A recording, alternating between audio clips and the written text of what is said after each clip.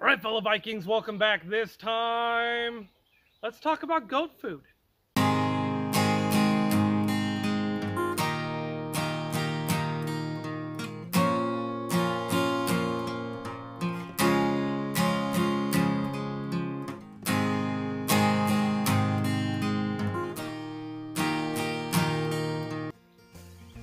Okay, so the cost of goats.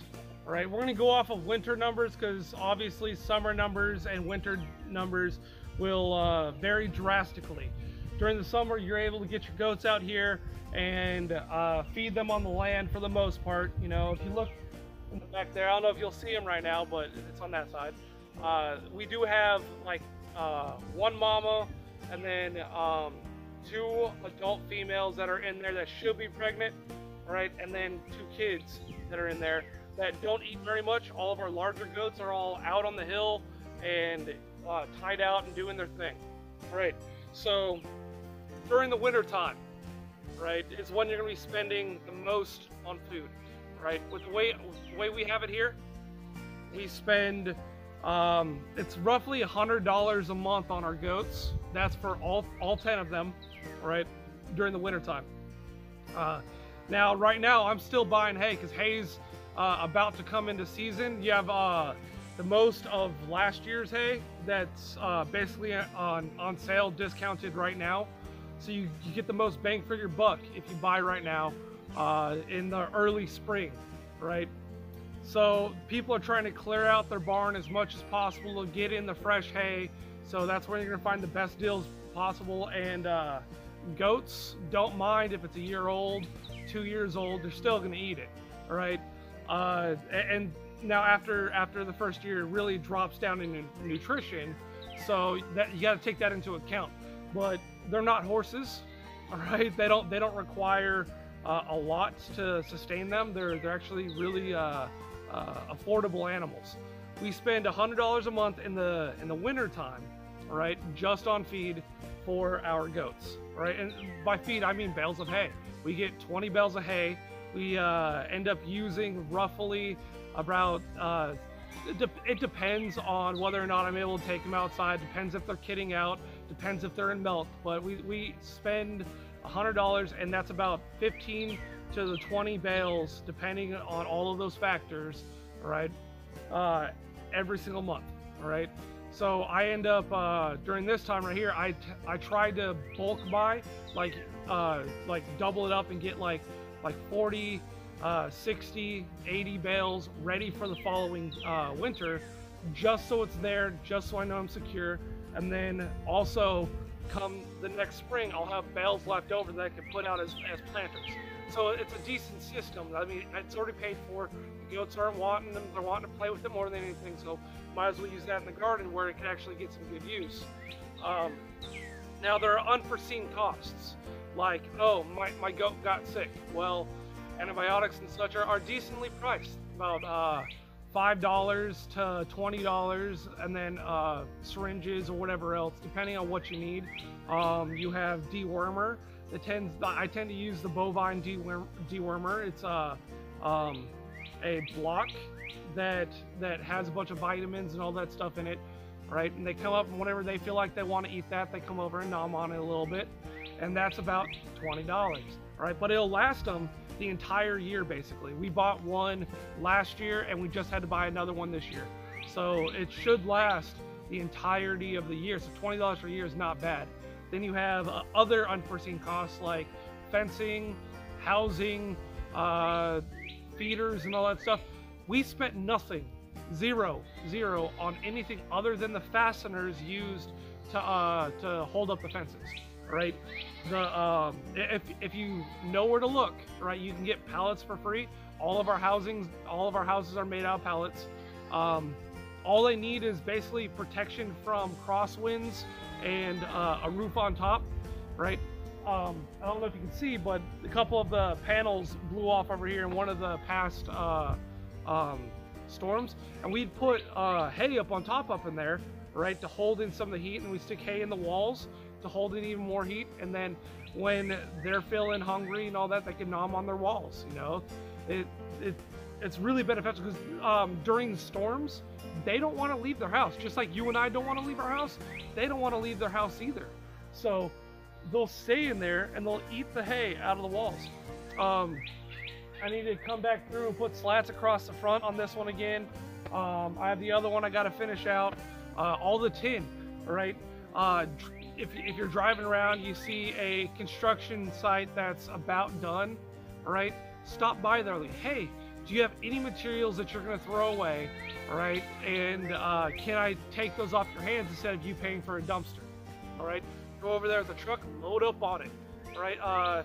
You have neighbors that are moving out, right? Hey, anything that you don't leave behind, all right, I'll come through and I'll clean up your property, all right? And that's how Dad got a whole bunch of the junk that's back here. Like, okay, I call it junk. To me, it looks bad, but I mean, I've been using materials this whole time, you know. Dad picked it up for free from helping one of the neighbors clean out his property. And we've got fencing back there. We've got wood that I'm using on all of my projects that's going on. There's like various materials from piping and all that stuff that people are literally throwing away. The tin that's on this house came from our neighbors when she redid her roof. She said, "Do you want the scraps?" I'm like, "Yeah." Right. One of our other neighbors, the Dixons down the road, right? The front of this house, and then the over here at the feeder, that's over here, right? We've used they had little pieces of scrap tin. We used their scrap tin. We put it up on there and all that. Chain link fence. We have a dog. What do you call it? Dog run over there. We got chain link fence from the two. So there's materials all over the place that you can get for cheap or get for free. So you don't need to pay for expensive wood and then put in an expensive house. Yeah, this is kind of temporary, right? It's free. It looks bad right now. It needs an update, you know. But that's the cost, right? It's how much do you want to physically pay for what you're putting in versus do I want to pay up front with everything, right? So because I did everything for free, I have to come over here and periodically, the wood's slightly rotten on this one, so let's take this pallet and put it on here and, you know, just swap out the pallets that you've used, because obviously they don't just give away perfectly brand new good pallets, right? They're a little bit older. You got to take them apart and to reconstruct them in a way that makes it the most structurally sound.